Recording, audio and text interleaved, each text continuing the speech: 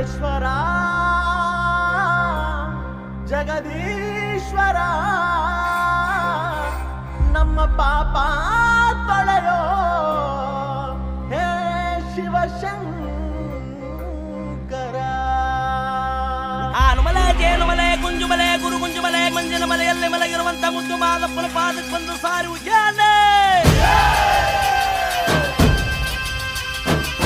ಮಲೆಯ ಮಾದಯ್ಯ ಎದ್ದು ಬಾರಯ್ಯ ಭಕ್ತರ ಬಾಳಿಗೆ ಬೆಳಕಾಗಯ್ಯ.